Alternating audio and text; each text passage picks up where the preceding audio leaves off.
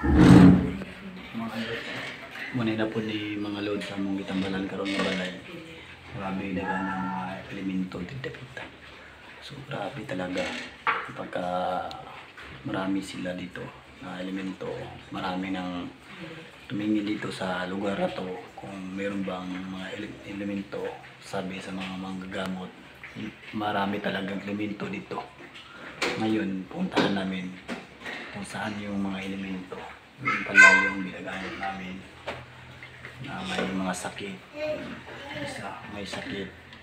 Mahirap talaga kapag wala kang alam dito sa spiritual. Palagi lang kang talo kasi wala kang alam. Kahit saan ka pumunta, ilihim sa ibang manggamot na yung sakit mo hindi malalaman. Dun sa amin, makita mo kung anong sakit mo talaga. Yun lang mga lods. Ito po yung mga ginamot namin. Merong sakit sa katawan.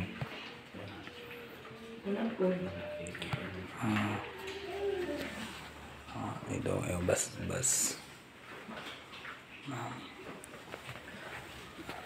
Puntahan ko yung ginagamot ko kanina. Anong sakit? Anong naramdaman, sir? Sa may gibati ni mo, sir, sa panahon nga gitambalan ka sa Ginoo, sir? Sa panahon nga wa pa ka gitambalan sa may gibati nimo, kapoy mong lawas. Yun mga lods, na palaging mayroong problema sa problema niya sarili kasi yung mga anak niya mga lods at sa mga iyang asawa mga lods kasi iniwanan siya mga lods. Sabi niya mga lods na 3 anak niya babae, yung palagi lang siyang pinagalitan mga lods. Yung sakit sa iyang papa mga lods, sana yung mga anak niya nito, sana yung papa ninyo puntahan ninyo talaga, hanapin niyo talaga kasi mayroong sakit na hindi basta-basta.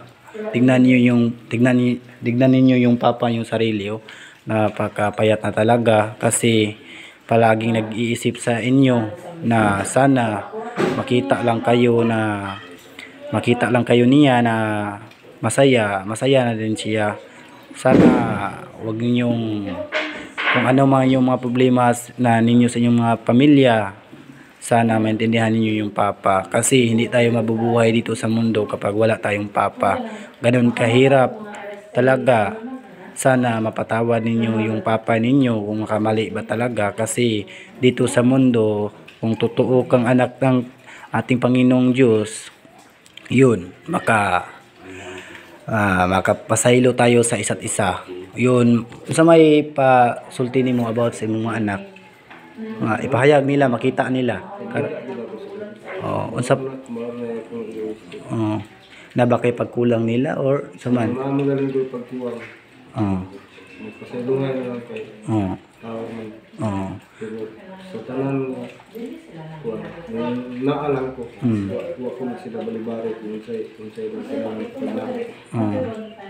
So sana yung mga nandyan at kaprendihan nito, ang sakit pala sa pakiramdam nito, yung papa ninyo na ganito talaga sitwasyon, napakahirap. Isa akong magagamot, isa akong healer, napunta ako dito sa Kabayawan, Carmen Crasser Tabon. Ito talaga, nandito siya kasi ginagamot ko. Mahirap kasi nitong sakit kasi hindi magamot sa doktor. Yun, pupuntahan namin. Ito yung yung isang healer na manggamot, nandun ang gamot talaga. Yung isa, ginagamot ko, tapos na talaga.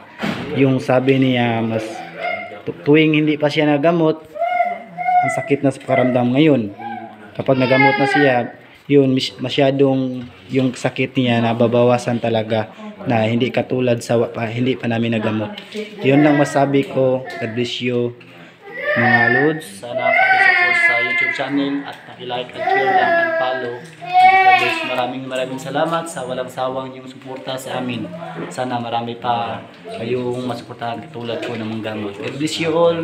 Maraming salamat. Okay.